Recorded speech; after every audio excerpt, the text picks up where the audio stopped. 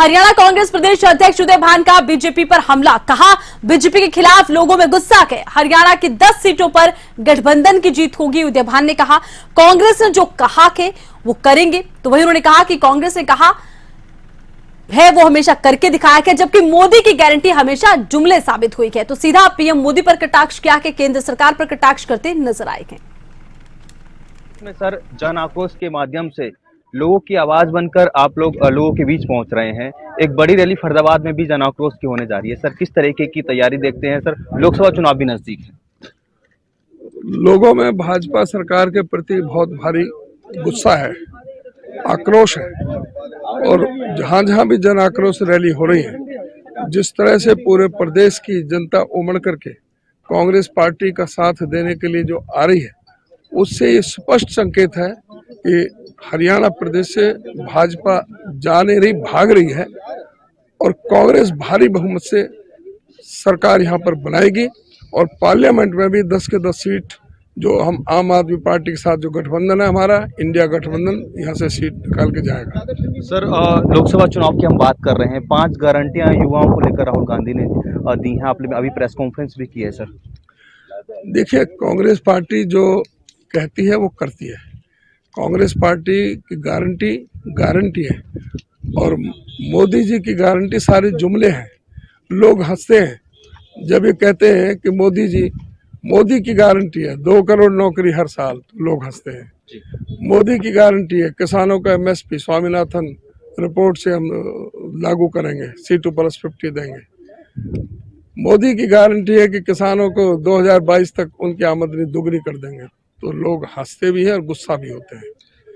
तो इस तरह से हर मामले में 100 दिन के अंदर महंगाई को कम कर देंगे, 100 दिन के अंदर काला धन आ जाएगा, 15-15 लाख आ जाएंगे, गंगा जमुना को साफ कर देंगे, हवाई चप्पल वाले हवाई जहाज में घूमेंगे, बुलेट ट्रेन चला देंगे, 100 स्मार्ट सिटी बना देंगे। इस फरीदाबाद को स्मार्ट सिटी घोषित किया था, फरीदाबाद को क्या हालत बना दी है ये आप खुद समझ सकते हैं। फरीदाबाद में हरियाणा में सर बीजेपी जेजेपी का गठबंधन है, पर जो जानकारी है कि लोकसभा जो चुनाव है बीजेपी अकेले लड़ने जा रही है, तो बीजेपी को तो पीछे छोड़ दिया और जेजेपी को तो सर पीछे छोड़ दिया बीजेपी ने।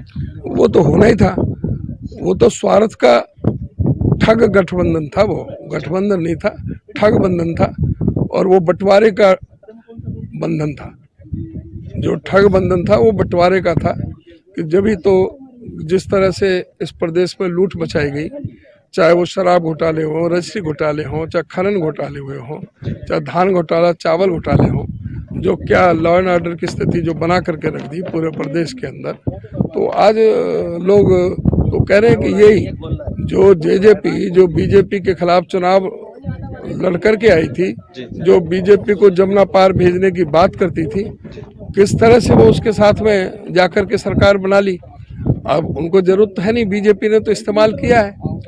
इनेलो भी इससे पहले भी, चाहे वो इनेलो के, ये भी इनेलो और जेजेपी दोनों कहने को ठीक है, परिवार में आपस में कोई होगा, कोई बंटवारे की लड़ाई, कोई और कारण होगा जिससे कि उनमें हुआ, लेकिन वो भी तो बीजेपी को बना मांगे समर्थन देते हैं।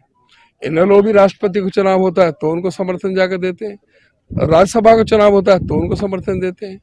तो ये जो है ये बीजेपी के लिए काम करते हैं। लोग इस बात को समझ चुके हैं, इनका सोपड़ा साफ होना है। बीजेपी और कांग्रेस का सीधा मुकाबला होना है, और कांग्रेस भारी बहुमत के साथ में हरियाणा में सरकार बनाएगी, और पार्लियामेंट में भी इंडिया गठबंधन 10 के 10 सीटों पर विजय हासिल करेगा। एक आखिरी सवाल सर, आप प्रदेश अध्यक्ष हैं, लगातार बैठकों का दौर चल रहा है, पर अभी तक पहली लिस्ट तो कांग्रेस की आ गई है। हरियाणा के उम्मीदवार किस तरीके से होंगे? जो जानकारी है कि जो बाहरी उम्मीदवार है उनका दोबारा से विरोध कांग्रेस के नेता यहाँ पर कर सकते हैं। देखिए, बहुत कांग्रेस में सुचारू ढंग से प्रक्रिया जारी है। हमारे पार्लियामेंट कोऑर्डिनेटर्स के साथ मीटिंग हो चुकी, प्रदेश इलेक्शन कमेटी की मीटिंग हो चुकी, स्क्रीनिंग कमेटी की एक मीटिंग हो चुकी है, एक अभी कल होनी है 10 तारीख को। उसके बाद सेंट्रल इलेक्शन कमेटी में जाएगा और वहाँ पर फाइनल फैसला होगा।